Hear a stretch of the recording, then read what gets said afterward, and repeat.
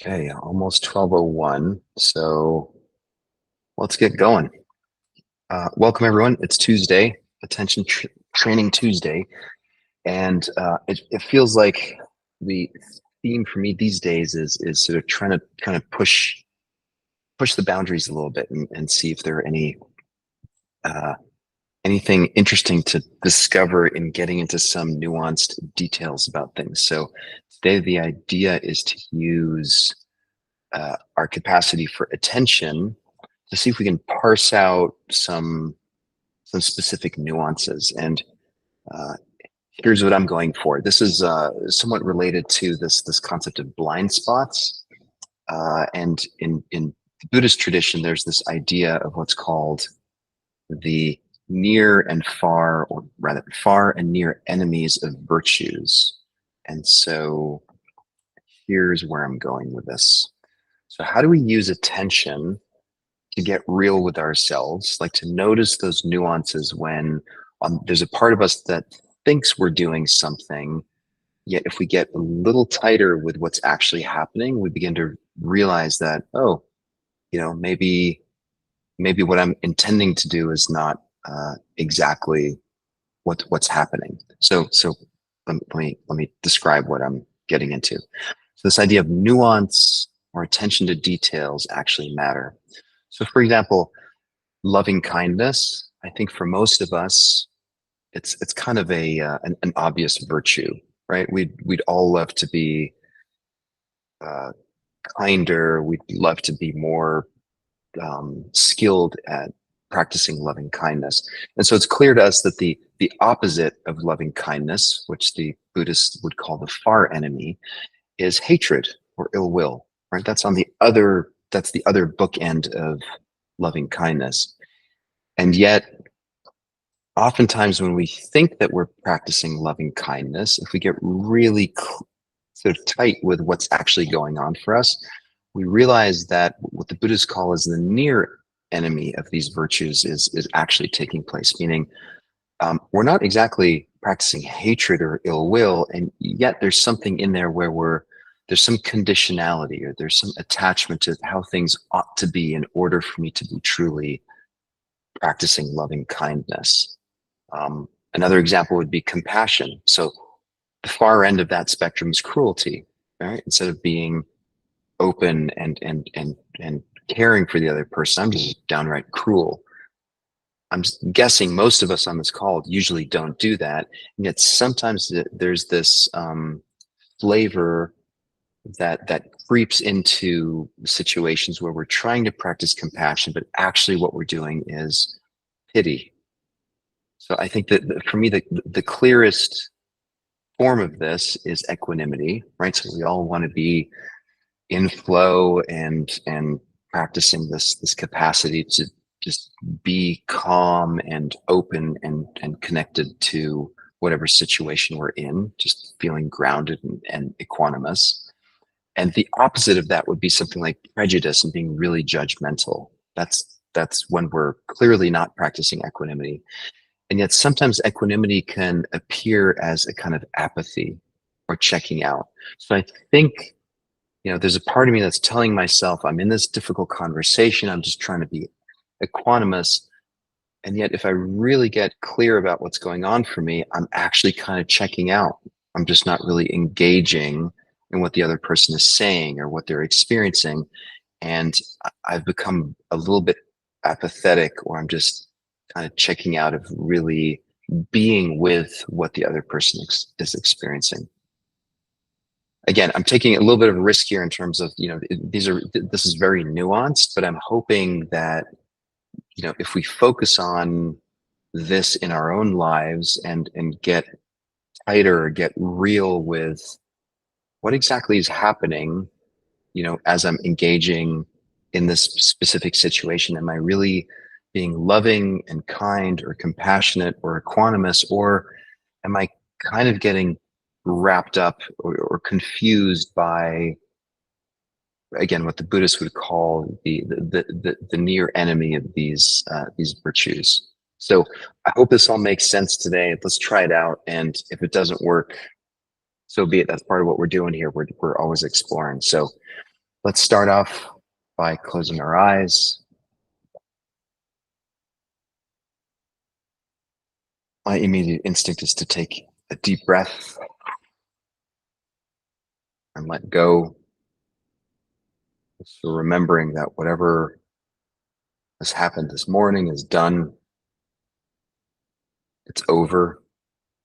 It's literally a memory at this point. We can't change it. It just is what it is. And it's a memory encoded in our brain, in our nervous system.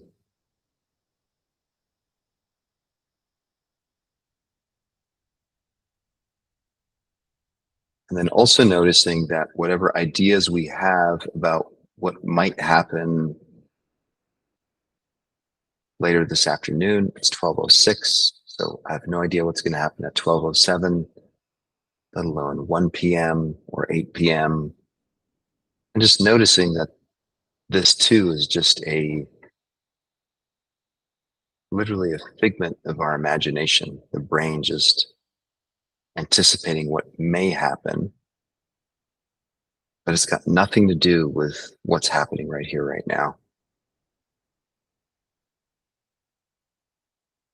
So let's just be with now.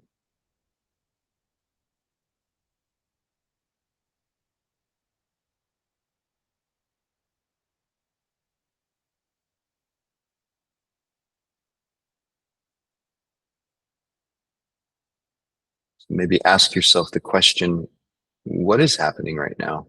What am I sensing? What am I experiencing?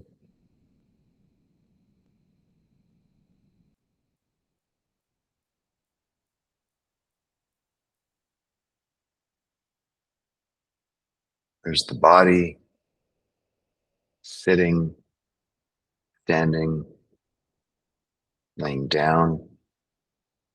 Just notice what's it like to have contact with the body right now.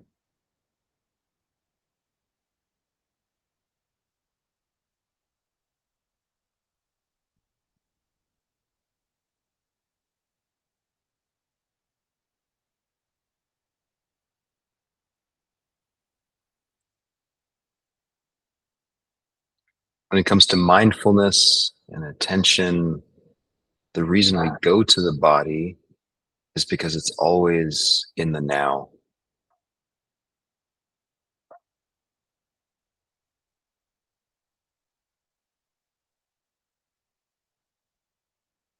I hear dogs barking. I don't know if you guys have noticed that. I feel a breeze blowing through the room I'm in. I notice the breath coming and going.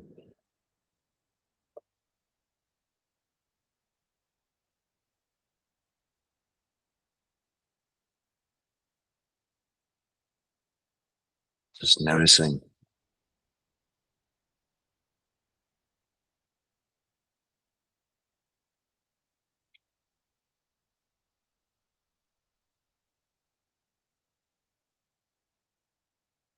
And then the attentional thought experiment for today.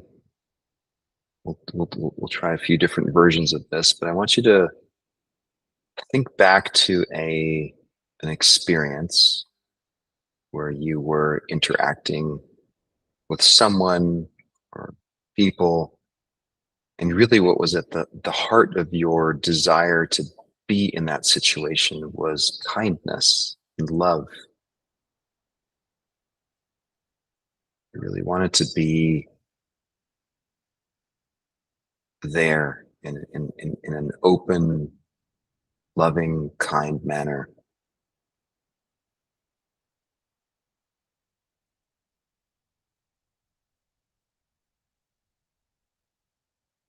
Maybe it was in a somewhat difficult interaction with someone else, or just towards yourself.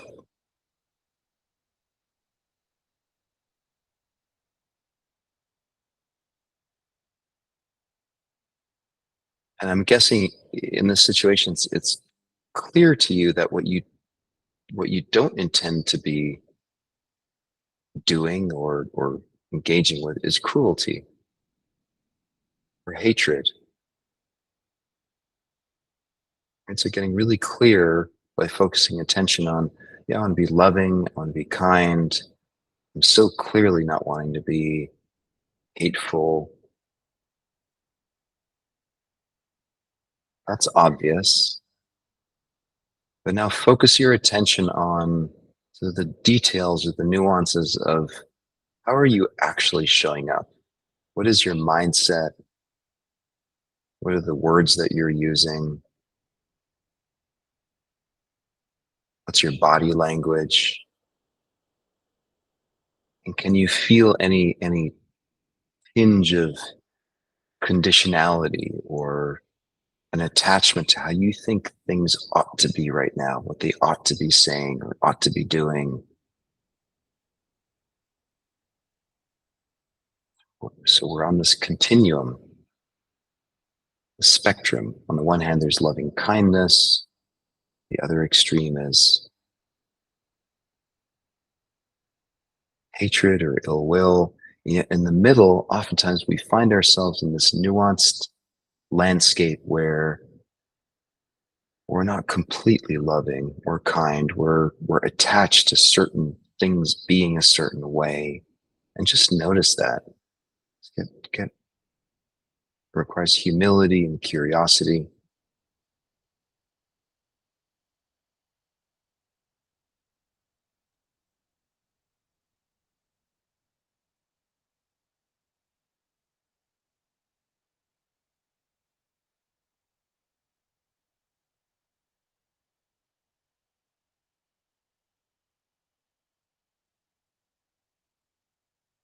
Maybe now think of a situation that where the intention was compassion.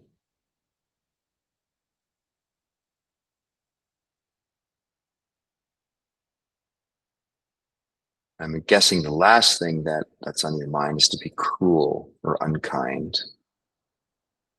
But then explore if there's any part of you that is taking pity or somehow engaging in some form of judgment, which clouds the compassion, muddies it a little bit.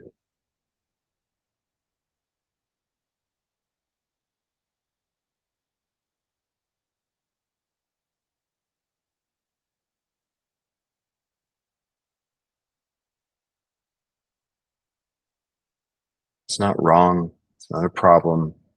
It's just getting real, owning our stuff.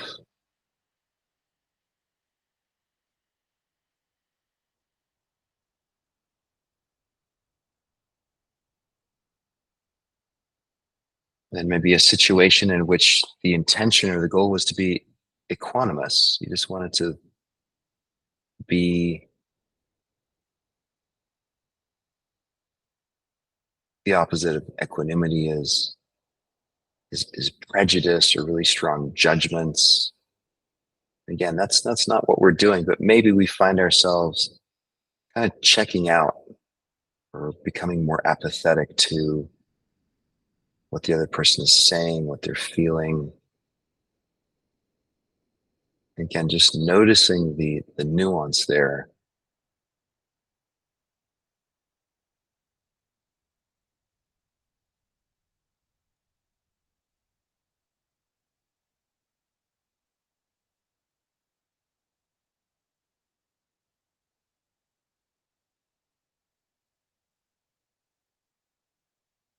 I think this is one of the superpowers of attention, is that if we're able to take a step back and really zero in on what our actual behavior, words, mindset, body language, all of that, all of what we bring to the table,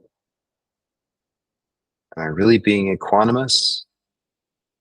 Or am I kind of deluding myself into thinking that I'm practicing equanimity, but really what's going on, there's a flavor of apathy or checking out.